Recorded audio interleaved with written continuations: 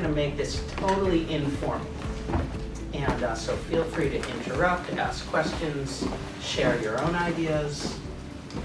And what do we want to accomplish today? I think 3 things.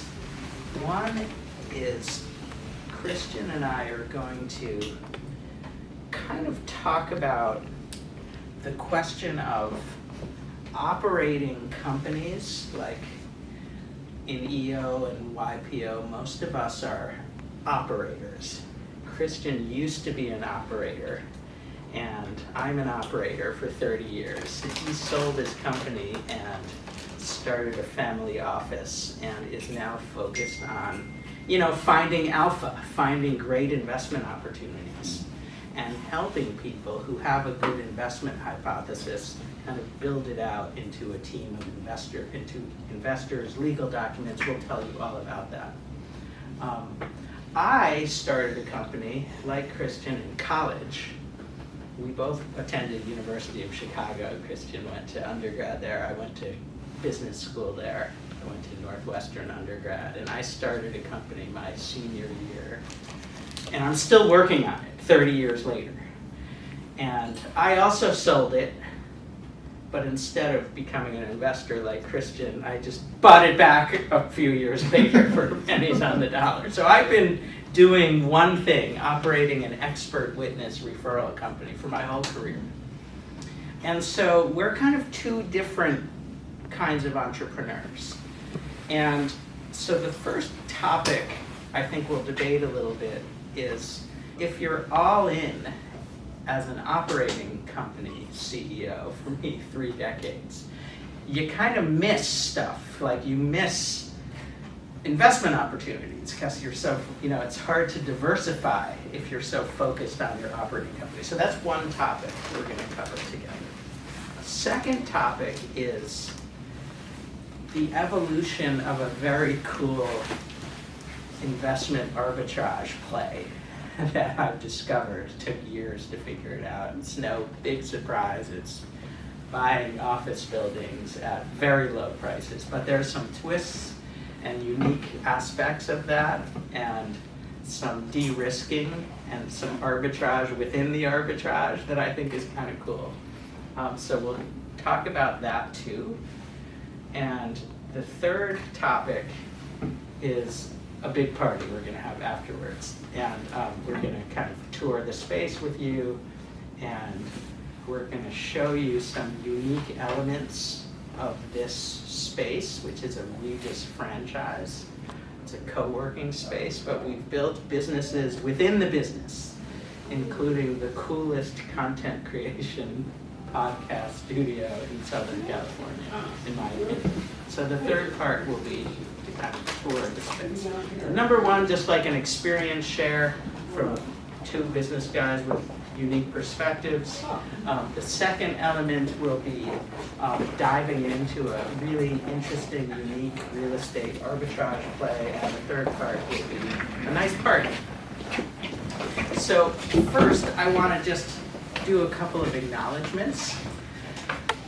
Since we're going to be talking about land, I want to acknowledge our Native American forebears, who came before us and had this land before us. And I'm doing that because me and my amazing wife Lucy just got back from New Zealand and Australia, and every public announcement is an acknowledgement of the Aboriginal forebears, which I just thought was kind of cool. And I also just want to thank God that you're all here. Thank you for coming. That I guess we're still relevant here with some cool ideas that people are interested in sharing. So with that being said, I want to kind of dive in with our first interesting kind of paradox, which is I started an expert witness company in college. We help lawyers locate and engage their experts for trials. So my 2 friends from Mexico, Juan and Juan, this isn't relevant in Mexico or any other country. It's only in the US where the national hobby is everybody suing each other. Everywhere else in the world, you guys resolve your disputes over like beer and tea and stuff. But in America, it's like big, big business, the litigation world. And every trial typically has expert witnesses. And it's just very time consuming and inefficient for lawyers to find their experts. So since 1995, Lord help me, I have been helping lawyers to just more thoroughly, more efficiently find and engage their expert witnesses. It's been a very fun ride.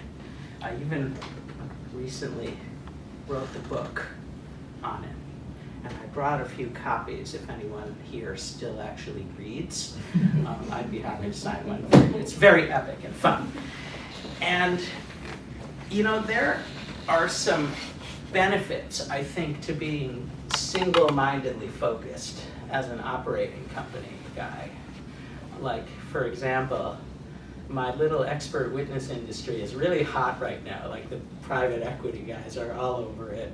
And you know, constantly trying to invite me and other expert witness company owners to acquire or be acquired. It's like a whole thing now. And so, you know, the valuation metrics are pretty good. 6x, 8x, 10x, 12x sometimes. So theoretically, I should be single-mindedly focused on this business because every $100,000 I save is potentially 10x or more valuation. Every $1 million in extra revenue could be 10, 12 million in more valuation for me. So I've always had that mindset of, you know, you got to stay focused on the business. And I attended business school at our alma mater, University of Chicago, to try to learn how to be a good operating company guy. But, you know, at business school, you also learn about investments and building an optimized investment portfolio, and you learn about option strategies, and you learn about franchise strategies, and, you know, my mind kind of opened up to a whole world of potential investments, diversified portfolio. But who has the time as an operating guy to really master that? That's been a challenge I've faced. And, you know, I've missed a lot of great investments over the years because of my single-minded focus on my baby, my beloved Roundtable Group expert witness company. Like, for example, I should have bought a house in Orange County 10 years before I did. That would have been a better play. And, you know, I kind of missed many other investments. And, you know, for those of us who run operating companies, like solely single-mindedly focused, there are some risks to that too. There's concentration risk and idiosyncratic risk and, you know, single stock risk, human capital concentration, correlation exposure, catastrophic downside risk, like when there's pandemics and stuff and people, God forbid, stop suing each other for like a year. It's terrible. You know, there's volatility drag and psychic stress, and it's all we talk about at the dining room table is business stuff, poor Lucy. You know, there's liquidity risk and timing risk. So just any comments from you, Christian, or others around the table about this tension between kind of masterfully focusing on your operating company versus, you know, some of you in this room are investors, so you're all day focused on finding alpha and cool arbitrage opportunities. Would anything come to mind just regarding that tension? I think that just in general, having a well-diversified strategy from an investment perspective is always key. You know, and when you're looking at all the different asset classes that exist out there, even though you have an all-consuming, you know, focus on your operating business, you know, when there are liquidity opportunities, being able to diversify that into, you know, other proven operators that have, you know, effectively stepped up into whether it's a fund or whether it's a project or what have you is a wise thing. Most of the times, though, people just put the money back into their business, but the challenging part is that then, you know, there's a whole bunch of cash sometimes just sitting there, not really working for you, and that can be challenging. And a lot of alternative investments are very expensive these days. Yeah, they're hard to find. And hard to find. Yeah, I mean, So to find one that's like reasonable, a good price and a potential, significant ROI is not that easy. And if you find one, then, there's this whole process of finding investors and starting a fund and legal documents, and it's very hard to do that if you've just been an expert witness guy for 30 years. So, thank God for Christian, and we're going to talk a little later about how Christian makes it possible for people who have a really good investment hypothesis, but now need investors, need a fund, etc. Just like a magic wand, Christian can make that happen. So that's going to be part of the presentation coming up. Any questions so far about just this tension between being an operating company person versus finding alpha outside of the business for diversification purposes? So, again, in business school, I learned about portfolio diversification in a pretty serious way because, I think I studied under 7 Nobel Prize winners. My teacher, Joel Mokyr from Northwestern, just won the economics this year. So, and none of them gave me an A, by the way. They all gave me B's, which is why I didn't become an academic. But I had this blessed education. And at UChicago, it was really hardcore portfolio theory. All my classmates run sovereign wealth funds and hedge funds and stuff. And one of the things we learned in business school is about franchises. And so I've always been intrigued about having a portfolio of franchises because it's kind of lower, medium risk. There's a playbook. McDonald's, as an example, brings an amazing brand, and it's something that a busy operating guy could do from a portfolio diversification point of view. But my problem was always, it's very time consuming. If the team doesn't show up to work, I gotta go there and flip the burgers. And my first job was actually at Burger King. So I just was not able to execute on a franchise play.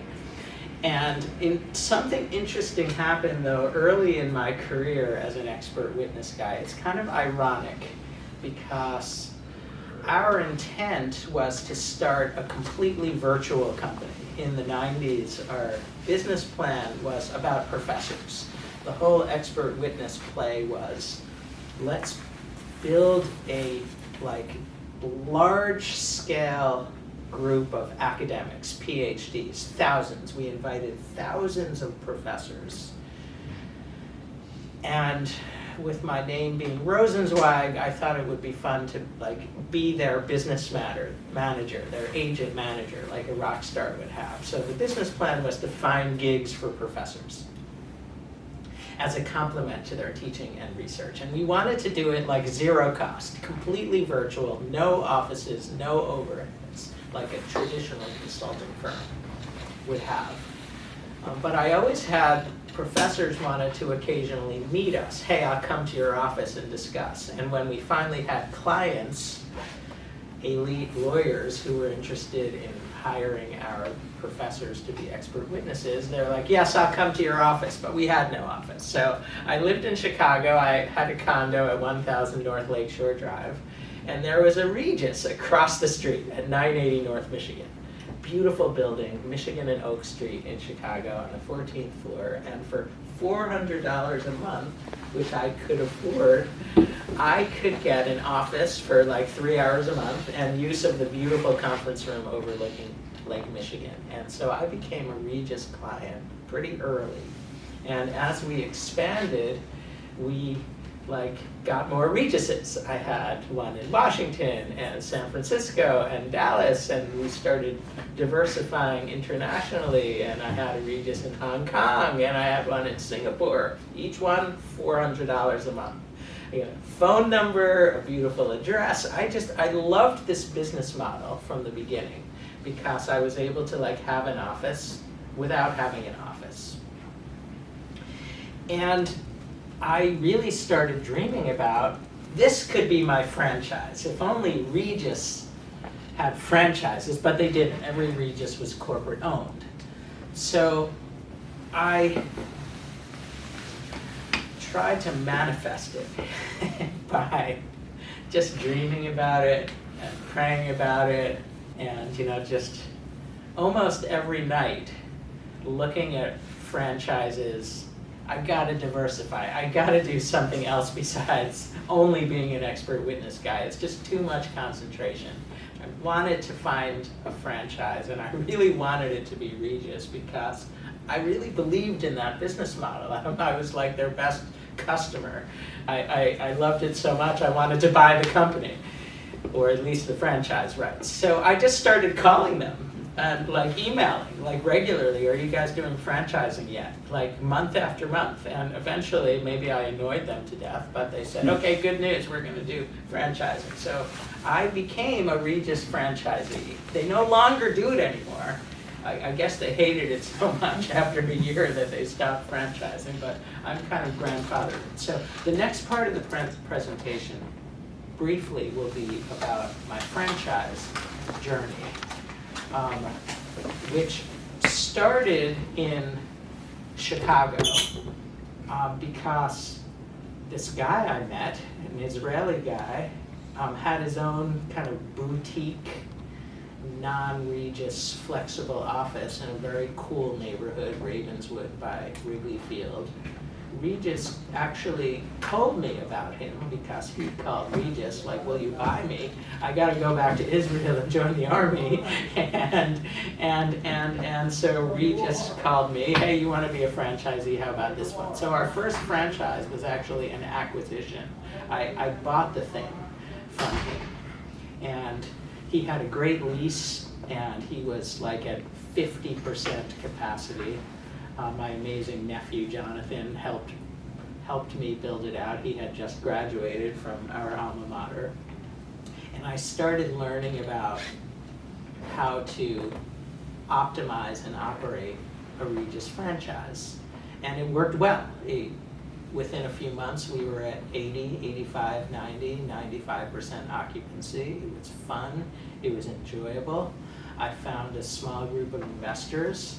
We formed an entity called United Flexible Offices, UFO, to acquire a few more franchises. And the first one after Chicago was right here. You're here. It's 15 Enterprise in Aliso Viejo.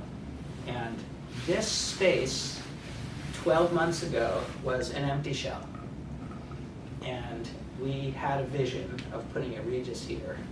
And the vision mostly was from my amazing friend and colleague Amis here, who saw the vision. Everyone who works at this Regis, by the way, everyone who runs it is from Oceans Church. So speaking of extra powers and de-risking, we have some real power behind us in our endeavors. And would you, Amis, do you want to say a few words about just what it was like when we found this raw space and how we turned it into what it is now? Hi, everyone. Nice to meet you. Some of you I do know from coming for previous events. What I can tell you is it was empty, right? So there was naked, nothing, just, okay, well, what in the world could come out of this empty space? It just looks like another commercial building. And I was walking around with Russ and Lucy, and I was like, all right, well, we're gonna pray, because I know how to do that well. And so we just prayed, and I was like, all right, Lord, if this is you, then make it clear. And it was very clear. I will expand the pegs of my tent, north, south, east, and west, and this place will be blessed. So that's how it started. And with that vision, when I say literally, the room started filling, people started coming. We threw an event. We had 220 people come to our grand opening. We had crazy favor. We're located Orange County and LA, so we have both. So there's also that. And I'll talk about that a little bit more later when we get into the studio. But the vision came to pass. It really has been an incredible, we built a community. We have doctors here, we have lawyers here, we have stockholders here, investors here, coders here. everything. And these are mostly entrepreneurs themselves. So somehow we've become an entrepreneurial community here. And those entrepreneurs share with other entrepreneurs. We have an incredible marketing team. That is a necessity. Our marketing and our social media has been incredible. We're getting like 300 and 500 clicks a day, which is a big deal in this world when you're competing with other places like WeWorks and things like that. We made a decision that we would level up white glove service. So when people come in here, I call them family, they are friends, I have their numbers, they have my number, my business line number, they can reach me 24 hours a day, 7 days a week. So we do come in on the weekends, we do things above and beyond. And because of that, I think that's why we have 5 offices available out of 70 offices, and we've been open for a year. Thank you, Amis. Amis is amazing. The whole team here, you can't succeed in a franchise operation unless you get the team right. And we've been very blessed and fortunate to have Amis and an amazing group of people who run our Regises. So that's me. This is kind of this is the new Russ. Now I have my Roundtable Group operating company and 4 Regis franchises with an amazing team. But there's, here's our Aliso one. We have one in Las Vegas, right across from the convention center, and we have a new one coming in Summerlin, just got built, grand opening next week. And there's only one small, major ongoing challenge with this beautiful, cool new Regis franchise business, which is the landlord, because the rent is always too high and it always starts too early. And as much as this landlord here is great, by the way, we've been very fortunate with pretty good landlords, but they're not like entrepreneurs. They're not necessarily willing to share risk with us. There's no flexibility. And that led to this idea of, heck, let's just buy the buildings. Because with leases, we can get pretty good leases these days. Those of you who are willing to take on a 10-year traditional lease post-pandemic, you can do pretty well. Though that's kind of going away if it's a really A-class building in a top-tier city.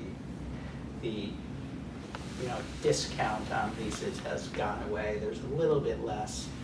But the big arbitrage play is buying the building.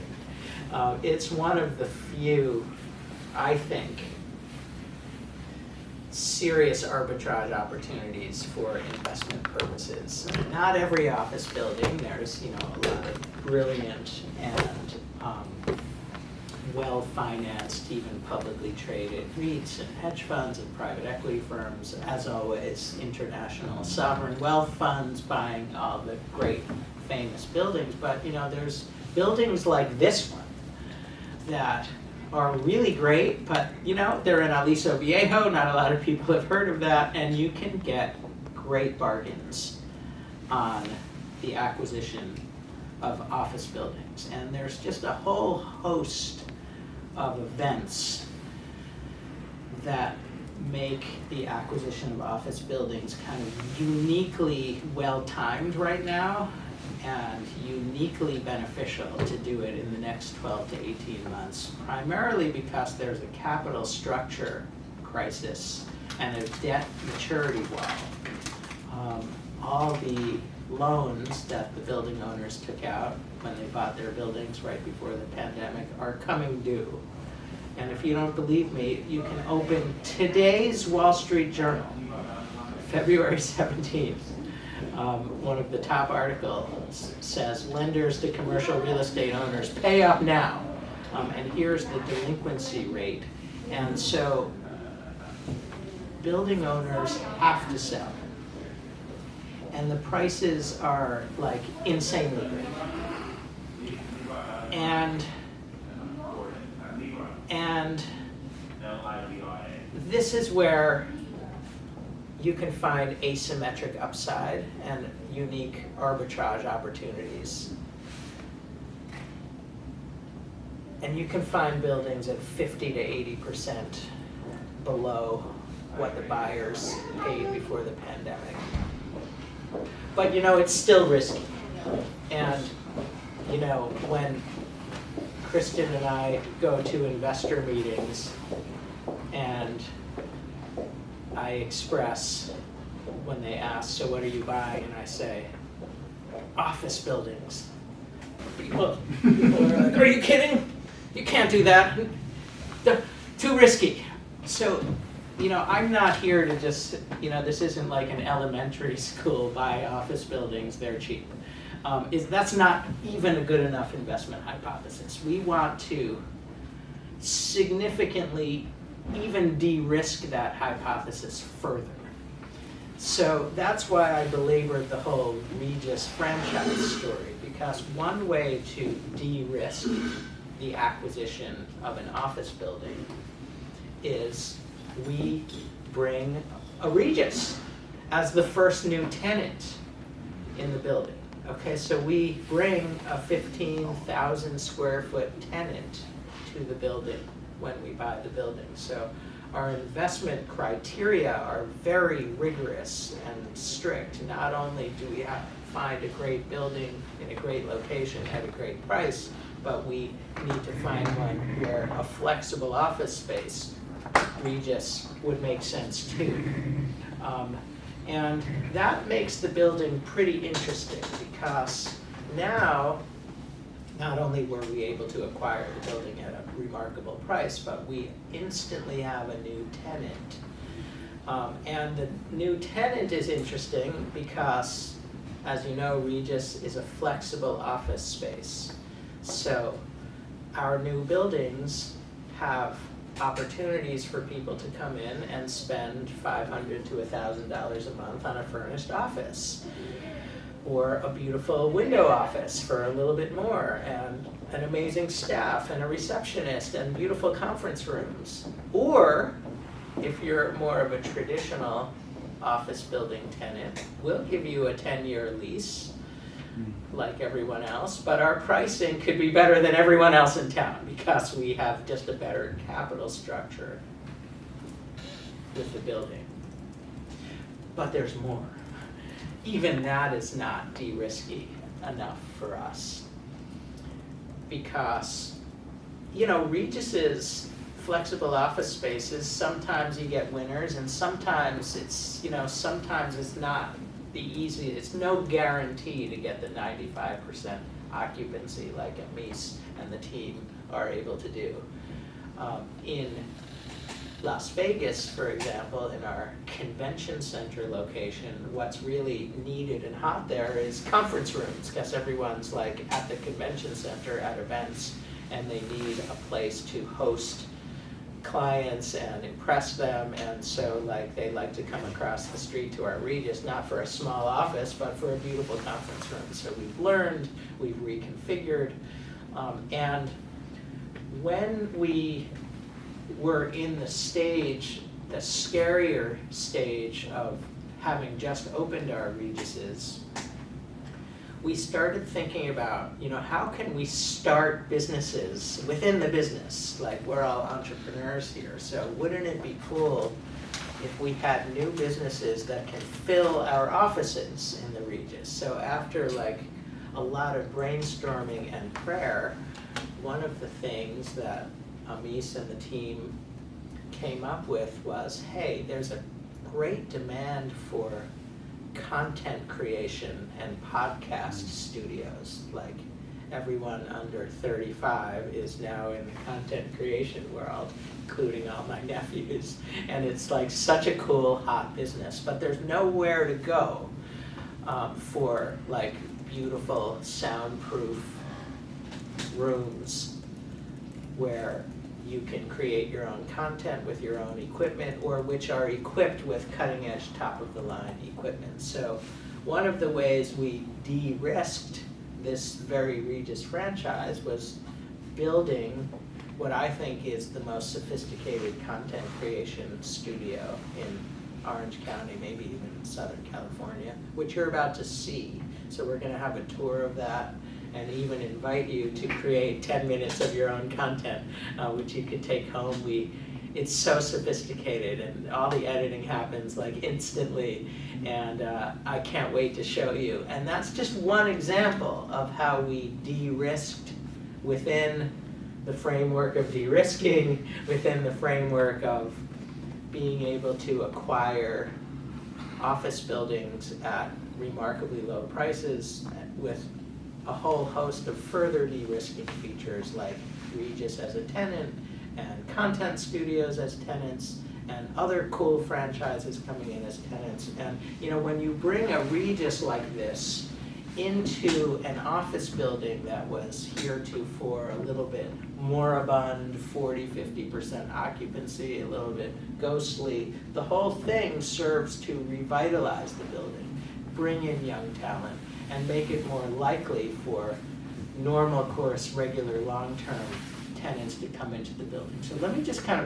want to pause for 1 sec, because this is our arbitrage opportunity. We're buying office buildings that have a unique advantage of traditional 10-year leases, or you come in and become a Regus client and have a fully furnished office. And I just want to pause and ask if there's any comments or questions so far about our entrepreneurial journey. How is it you select your ideal locations in that to go into? In terms of like, do you guys look at growth, people coming into a certain areas and the, trajectory of the growth of the area as a whole? Because actually I'm just working on municipal bond and these things that they plug our outside people. And that's why I have a compete in the credit business, so just thinking as like, if we can apply that same type of mentality towards locating commercial. How do you deal with areas like LA right now where you're having these entire buildings abandoned, and risk management on the capital utilization in that terms, or what? Excellent question about the selection process of the office buildings. Very rigorous and sophisticated selection criteria, and we're not buying anything in LA. And, mostly our focus is Texas, Arizona, North Carolina, growth areas.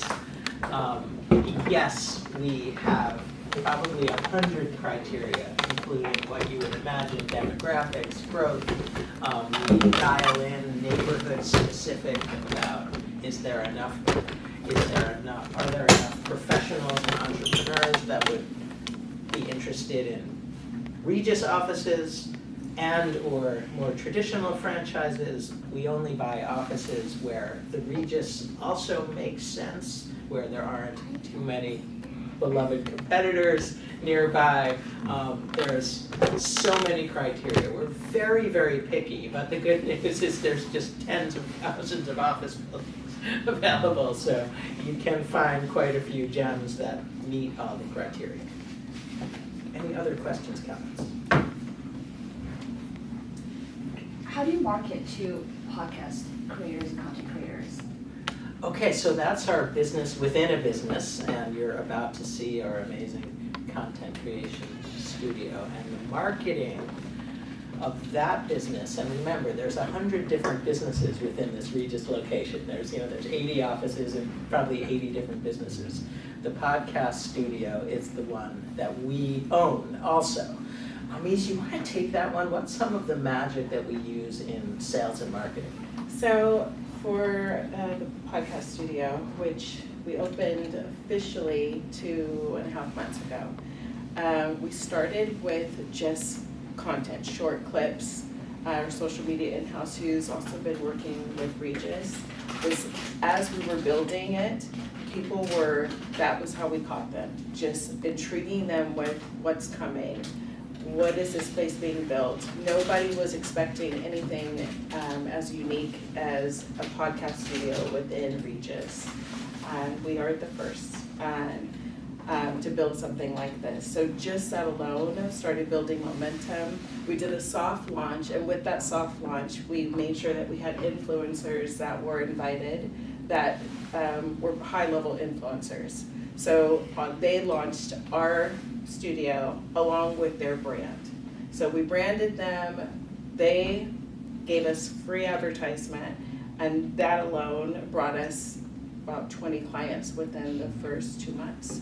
So a lot of collaboration, that's imperative for any podcast studio. You're gonna collab with all the different brands, companies, and we have everything. We have to sign an NDA for a company that is doing something within the medical world. We had a woman fly in from Australia who's very well known. She was actually filming today, and she'll be filming in the next couple of months. And we just started collaborating with them and advertising them as well as them advertising us, and back and forth, there's your marketing. So I'll save some other things for when we get into the studio. There was a financial investment in getting influencers to promote the new space, right? And the financial investment is by allowing them to come in and use the studio. So the trade is what we've already invested in. That's good. Yeah. Other comments, questions? How long do you typically tend to see yourselves holding the commercial property before you liquidate it? 10 to 12 years. And we'll get into kind of the specifics of our fund shortly. But before that, I want to turn it over to the amazing Christian, because I think the key takeaway for the operators in the room is twofold. One is you gotta find your arbitrage play. You gotta find, is it a franchise? Is it some investment of significance that requires external capital beyond yours? You know, I've never taken outside capital other than a few friends and family in like 1995 when I started Roundtable Group. Okay, I don't know how to get investors. So whether it's my idea of acquiring office spaces and de-risking them in the way I described, or your own idea, what has made it impossible for me to execute up until now, over the years, whenever I did find something, is who has the time to build a fund, to solicit investors, to get all the legal stuff. The list goes on and on. It's hundreds of hours of work, which would just, you know, even with my beautiful investment hypothesis, like I couldn't even now execute on. I'm just too busy, and it would be just too time consuming to learn all that. So Christian has done something so incredibly innovative, and I'm such a happy client because what he's about to tell you actually works and is working for me in this very context I just described. So brother, would you like to kind of share about how you do it? Yeah, so there's two types of clients, you know, that we work with. The first are, you know, folks that have a proven investment thesis, right? And historically, you know, people have used their own capital, you know, to make these investments and so forth and so on. The challenging part is that, you know, usually that capital is pretty limited. And especially when you're talking about buying office buildings, it can be a pretty capital intensive process. The second type of folks that we typically interact with are folks that have, you know, businesses, operating businesses. And, you know, it's, you know, they're looking to basically expand those businesses, make acquisitions, take off debt, you know, growth capital, those types of things. So there's really two different groups that a fund kind of structure, construct really works and plays well with. When you have a proven investment thesis, what's really kind of neat about this is that it's usually, okay, you gotta do the math, right? You gotta basically pro forma this out. You gotta make sure that the returns are gonna be what we call upper quartile, right? Because at the end of the day, anyone can invest in BlackRock, Blackstone, you know, a myriad of other traditional folks. What's interesting though is that those folks don't typically do great from a return perspective. There's just too much administrative overhead, right? And if you've ever been to New York, you see the Blackstone building. It's actually quite a nice building, but someone's got to pay for that, right? So and so what's really kind of cool is when you have somebody like Russ, who is not just a dear friend, but an amazing individual. His story really resonates, right? Like, this is a very contrarian investment opportunity, whereby his story is such that, he, evolved this process, over years. And at this point, it's become something that this investment thesis is very, very scalable. And quite frankly, the timing couldn't even be better, because you guys all know office space, like, everyone runs away from it. So, when everyone's running away, then that's usually a great opportunity to get in, right? Like, I remember a good friend of mine was, during the great financial crisis, he was buying up all these homes in Corona, because again, the price for those things was below the replacement cost, right? And this is very similar, type of opportunity. And so, that story really resonates with people, and people invest with other folks, right? There's a trust. I always joke around that people love their families, but they really hold their cash close, right? So the opportunity to learn about, someone like Russ and his story, and the unique perspective around, hey, look, I'm not just taking advantage of the fact that office has overcorrected, but also there's a formula for, putting in a Regus, which again is rarefied air, because Regus doesn't franchise things these days, right? Putting in a podcast studio and other aspects which make, that office building that much, the net operating income will go through the roof and so forth, and that allows you to capture really high-end returns, assuming that it all kind of comes to play. So it's really kind of neat. Now, people always think that private equity funds are really some mythical creature that's really difficult to understand, and it's really not. Capital markets companies are actually fairly simple. You have to have an investment thesis, right? That makes sense. You've got to have the right legal. There's really kind of three legs to the stool. You have to have the right legal documents. You've got to have, the right marketing assets, right, that are institutional grade, because typically someone who's looking at an investment will spend about less than 10 seconds looking at that investment. And so if it doesn't come across very professional and again, institutional grade, it's going to get tossed into the trash. And then the third leg of the stool is the pro forma. And what happens is, like, in my first fund, when we launched that in 2014, it cost $250,000, just to lock the legal bill. It was $250,000 to set up a first fund, which was only $10 million. And the reason for that was because I didn't know, about those other two legs of the stool. So inevitably, what would happen is, like, I tweak something on the pro forma, then I have to create the update the right marketing assets, which then could actually impact legal documents and disclosures and things of that nature. So it's, we've been able to, I think, get to a point now where we can go through, like Ross's story, we can go through all the different components, we can boil these things down and basically write up a business plan that is solid, such that before any dollars are being spent, everything's kind of locked in and ready to go. So you have the right legal documents that, again, are going to basically, be really, really dialed into the pro forma, and the pro forma is really going to be represented well in the marketing assets. And so that's kind of the three legs to the stool, and how we've been able to, we actually launched the company in June of 2024. We use a lot of AI to do these things, because that helps to automate a lot of the different things, but we really kicked off everything after we built all the different solutions that we have for incubating a fund or raising capital. We did that in June of last year, and so far we've done this almost 4 dozen times, so it's pretty cool. One of the interesting things about fundraising is, let's see, I think this was something on PitchBook. Only 12.8% of people, what they call emerging managers. Emerging managers are folks that have never done a fund before, and they basically spin up a fund like Russ. So the percentages of success for that first-time fund manager getting to a first close, which basically is the first kind of receipt of monies from a group of folks, is like 12.8%. It's abysmally low, right?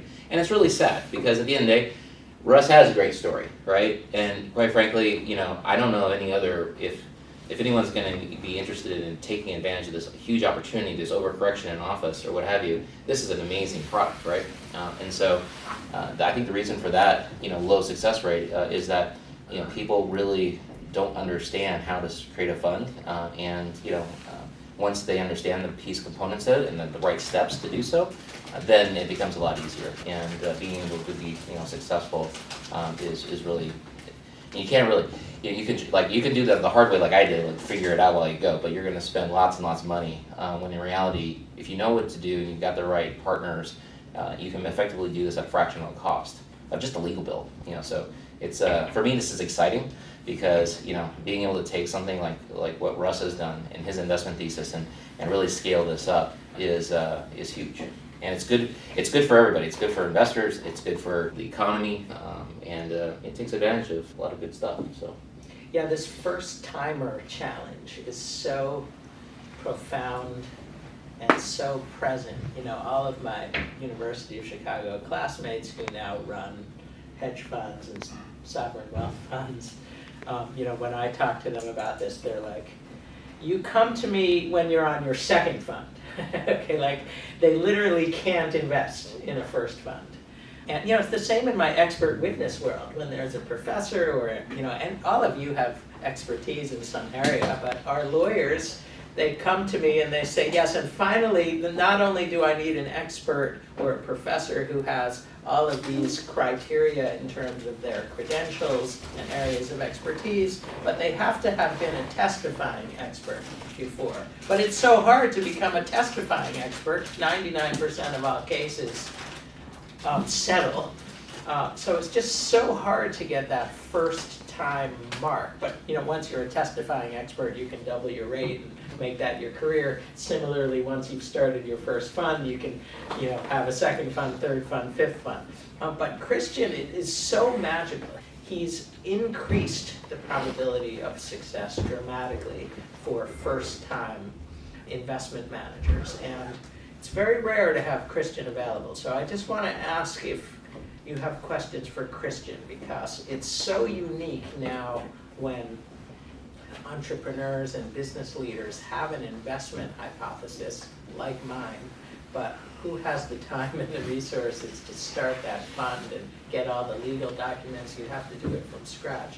Christian can just manifest it for you over a pretty short period of time. So any questions for Christian just about modern capital formation, fundraising, reimagined? Well, one of the interesting things that you guys may not know is the traditional way of becoming a fund manager is, you go work for Goldman Sachs, Merrill Lynch, what have you. You spend your time on Wall Street, you do that, 15, 20 years, and then eventually you do so well that you want to basically spin out on your own, right? And when you spin out on your own, you have to effectively ask that financial services institution, is this okay? And they say, yeah, it's okay, we'll be the first money in, but they're always tied to you. And so that is kind of the traditional route for fund managers. But what's interesting is that really separates people who understand the operating assets, right? Like you guys run businesses, you guys understand, what needs to happen given certain scenarios. Those people are financial engineers. And there's nothing wrong with financial engineers. I was a math major and I love financial engineering. But at the end of the day, I know that if there's a sales problem, like financial engineer is not gonna know how to solve that problem. And so by removing, the barriers to entry around creating a fund, because again, it's not rocket science, it just needs to be done a certain way, otherwise it can get very, very expensive.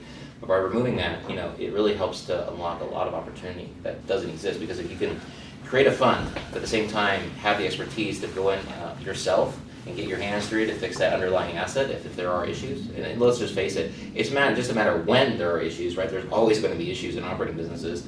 Then it's you get the best of both worlds. You can fix it yourself, and you can make sure that the yield is hitting the returns, if not exceeding the returns that you were anticipating. If I have a question. So if somebody wasn't trying to start a fund, but they were trying to start a company providing very expensive, I'll just be general, like very expensive medical services at a one-time, lifetime expensive medical service, and I would produce profits for the investors, would I still be somebody that could benefit from your services or your expertise if I'm not trying to start a huge fund rolling with companies buying and sold? Yeah, so Just a funds, profit sharing. good question. Funds don't have to be very large. Like, you hear about these $1 billion funds, $10 billion funds, what have you. My first fund was 10 million, right? And second fund was 32, third fund was 190. So you absolutely don't need a huge fund. I mean, the smallest fund size probably is around $5 million. We have to remember, $5 million is $5 million in commitments. So when you sign up as an investor in a fund, you basically sign what's called a subscription document, and you say, hey, how much money are you going to, are you willing to come into? And you put a number, you put $100 million, right? And then it's up to someone like Russ to say, okay, maybe I don't take the $1 million. That's pretty rare. Usually people go, I'll take the maximum. But you can actually go, hey, look, we've only got so much capacity. I can only take 500,000. That's the number that, from an investor perspective, you can be expecting what's called a capital call. And you don't have to call all the capital. You just need to basically call the capital that's needed at that time.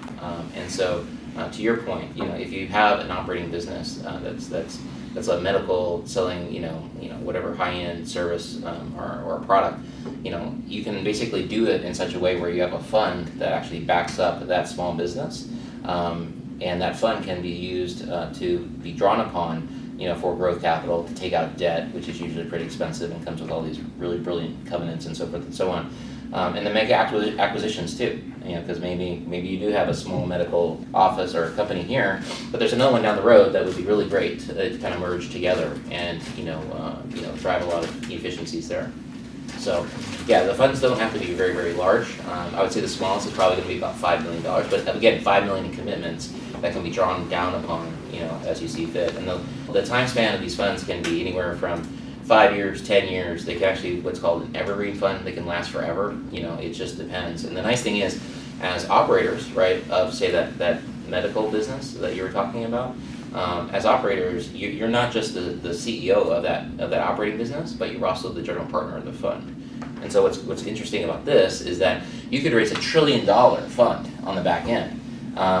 But unlike in a traditional, Series A, Series B, Series C, what have you, where the owner constantly gets watered down, and then you start to have to worry about political games around, well, am I going to eventually get kicked out, right? From my own company, which happens a lot. You don't have that issue because you're the general partner. The general partner basically is the one who makes the decision on who the CEO is, and you're going to choose yourself because you're the CEO of that company. And so that removes any kind of issues from a governance perspective because your investors, they're limited partners. They're just interested in returns, right? And seeing how this all kind of comes up and unfolds, right? Yeah, that's a good question. So 5 to 10 million in our world gets us a couple of 3 buildings. The buildings we're looking at are probably 5 to 20 million, but we'll have modest leverage loans on those buildings. Our goal is a $100 million fund, so we can buy kind of a diverse array of office buildings. Our fund is in fundraising mode officially as of last week. It's called the Pillar Real Estate Fund. We got our first investor, me, for the first $1 million. We got a first commitment from Christian's efforts of another $1 million. It's $1 million minimum for institutional investors, $250,000 for individuals, and $100,000 for friends and family who want to give it a try. And it's just to kind of conclude, and we can open it up to Q&A. What we're really trying to do is make office buildings relevant again. Office buildings are coming back. There's a whole back to the office thing going on right now. The federal government has required all employees to go back to the office. It's happening. Physical spaces, these offices are such commodities though, but when you do just modestly innovative things and find the right ones and put that Regis flexible office in there and revitalize it with an array of highly relevant new businesses like content creation, podcast studios, other franchises in the lobby, FedEx office, and Starbucks, and all the rest of it, it becomes a pretty, I think, successful, implementable, doable, risk-reduced model, especially given current pricing in the office world. So that's our little experience share and journey around going from being an operating guy to building an investment portfolio of office buildings that are de-risked, and all made possible thanks to the amazing Christian with his magic wand for fundraising and legal documents, and the amazing Almise and her colleagues who just run our Regis's and our office buildings spectacularly. And thanks to the good Lord for the good fortune and the blessing. And let me open it up to Q&A. If you had a question. So I just want to understand today's session. One walkway is learning how to build your own fund. That's primarily with help from you. Sure. On the other hand is you're in the middle of opening the fund, which you just said. And then one of the main vehicles for this fund is you have a secret sauce weapon to utilize office buildings. And that's through a special franchise license for Regis, which they don't even offer anymore. And so you're going to buy buildings that are discounted, Right. fill it with Regis leases or operations in order to increase the rental revenue. Regis would be one tenant. That would be one tenant. There'll be many others. Right, and then in addition, the Regis franchise has a way to build other businesses such as a content studio. Is that what it is? Yes, Okay. businesses within the Regis, just so the Regis itself, the franchise, is a de-risked. But Concept. the podcast concept was your guys' concept, correct? Yeah, so it's Regis for sure, right? But then in parallel, there's also the podcast studio, which is interesting, right? Because, you know, a lot of the small businesses, right, the reason how they, the way by which they get, you know, prospects and all that stuff is through their own podcast, right? So they're, you know, having something right next door is really kind of nice. What are other businesses that you can create within a Regis besides podcasts? I mean, a while ago, virtual offices were the big thing, right? Oh, yeah. Now it's podcast. What other things do you see that could generate business within a Regis franchise? Well, you know, the Regis, these franchises, we're very fortunate because they're just getting filled up, like just lots of professionals, even small law firms are here. Just, they don't want the 10-year lease anymore. So it hasn't taken that much work to get our Regis's 70, 80, 90% occupied just Right. from people who like that channel. But that's not even good enough for us. Even better if we further de-risk and monetize by having our own businesses Right. utilizing these So offices, besides the like the podcast, content. what else do you see that you could de-risk this business? What are their anchor tenants per se? I think Russ mentioned the FedEx, you know, obviously that's really nice, having mailboxes and all that stuff there so you can ship stuff out pretty easily. And then also, you know, like food options, like Starbucks and stuff like that, right? The whole idea is that you want a building that if whether you're a short-term tenant, right, or a long-term tenant, you never leave the building, right? Because you can always go get your coffee, you can ship stuff out, you can, you know, effectively keep people inside of that facility as much as possible. Where are your 4 locations? By the way, just our locations are Aliso Viejo, Las Vegas, 2 in Las Vegas, and 1 in Chicago. How do you, But do you have one the- operating team across all 4? One main operating team, but local employees who run the daily operations. Your question is so great though, because it occupies hours and hours of joyful creative thinking. What can we put in some of these few, this one only has 5 offices left, but in Vegas we have 30 offices left. So what can we build ourselves? What can we put in those offices? And the list is endless. Even just the content creation studio itself is unique because, as you're about to see, there's a whole array of very expensive, high-tech video and audio equipment, which has a whole separate rental market, right? Like people will rent these cameras and the audio devices and the lighting stuff, you know, they'll rent it for hundreds of dollars a day for their own podcast, like down the road. So like that, there's a whole business within that business, which is within this business, which would be within the building that we buy. There's more traditional stuff like other franchises, tax franchises that you can have a couple of office, financial advisory concepts that would have a couple, 3 offices here. You know, the list is endless, but we haven't had to put that much time into it because the marketplace has been so successful in just getting our furnished offices rented. But I welcome your ideas. If you, have a business that would make sense to build within 1 Regis, 4 Regises. I mean, we're about to have 40 Regises when we acquire our 40 office buildings when this fund is complete. So I welcome ideation around this concept. How are you affected by seasonality? Say more about seasonality. Well, not just seasonality, more so like, the different swings in the markets, the debt cycles between 47 years. And that. Well, 'tis the season right now for acquiring office buildings. This is the absolute tailwind of seasonality. It won't last long. It's a perfect storm, whatever the positive metaphor of a perfect storm is, to help those office building owners who must divest. So 'tis the season to acquire office buildings, and the next season, in my humble opinion, after we complete that task, will be the back to the office phenomenon, when we'll be filling the offices with just a much stronger, better capital base.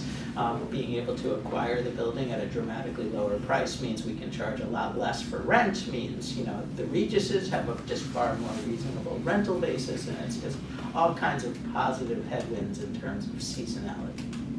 You see about a 10 to 12 year lag on between going in versus being able to capitalize when it's to tip the market. We should have our fund completed in 18 months, and it'll take 2 to 3 years to complete the acquisition of the office buildings, and then it'll be filling the spaces and beginning our own divestment program. So we see this next decade as the perfect timing for this When endeavor. you acquire these buildings, are you gonna just buy debt, or are you gonna buy the building straight off? We plan to buy the building using our $100 million fund, and after the building is acquired, we'll selectively take on reasonable No, I amounts of meant debt. like, some buildings just aren't ready to be sold, but you have an opportunity to buy the debt behind it because they're Defaulted. circling the drain anyway. Right. Is that one? That's part of the strategy, yes. Anyone who's uniquely placed in the banking industry and et cetera that needs to divest buildings, even using the acquisition via debt method, is totally game for us. But most of the buildings that you might want to acquire would not show up on the CMBS radar, right? Because they would be below that. Correct. This We're present, looking at like yeah. Class B, Class C kind of buildings. Yeah, I didn't get into those kinds of technical specifications for this presentation, but absolutely yes. The goal is a whole magnificent network of people in the banking community, in the loan community, in the YPO community. I mean, the whole goal, there's plenty of publicly available buildings to buy through normal sources, but yes, any kind of behind the scenes ways of acquiring office buildings are part of the goal. Why not buildings in LA? You said no way. You just want to look at other states. What's so bad? Well, there may be unique pockets of suburban areas within LA that are perfect, which we would look at, but like we've already looked at stuff in downtown LA and just have decided our focus really is Texas, North Carolina, Arizona, just real booming markets that just don't have enough flexible offices or even office spaces of this kind yet. And there's going to be an interesting, you guys looked at the market, where GDP is now at a 5 handle on it, and a lot of that is because of AI, right, and technology. And so, just like when Uber came out and so forth, there's a whole litany of new businesses and that were created in this service-oriented economy. I think what you're going to find is that the Regis is going to be in high demand, because if you want to start an AI company, right, to do X, Y, or Z, you're probably one person, maybe 2 people, right? So Regis, is going to be a perfect fit, because, you're not looking 10 years out, right? You're looking months out, to see, if those kind of businesses will succeed or not. And assuming you get to a certain critical mass, then it makes sense to then transition them as a full-time tenant in a more traditional, 5 or 10 year lease. So it's I think this year and next year are going to be very interesting with regards to I think you're going to see a lot of pop-up small businesses, especially in the AI space, to create basically a brand new services economy, that doesn't have a whole bunch of people per se, but they do need an office to ideate and work. So Cool, so you're about to experience, we're gonna have a walkthrough, just take 5 minutes, of this particular Regis flexible office. And you can ask any questions about it. And then we'll land in our amazing content creation studio, which is called Focal. We have a main content creation studio that's fully equipped.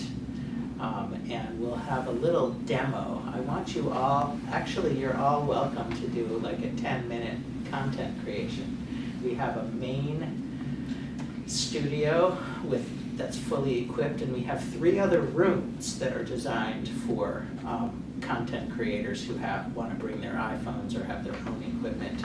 They're all equipped right now, so you're going to be able to experience that and create your own content. And we'll have it edited for you and have it back to you, and we'll tell you about the business model and how it all works. But first, is there a volunteer? Would someone like to kind of demo the actual content creation process? Todd, nice of you. Cool. I'll do it. You're the best. All right, so let's take a little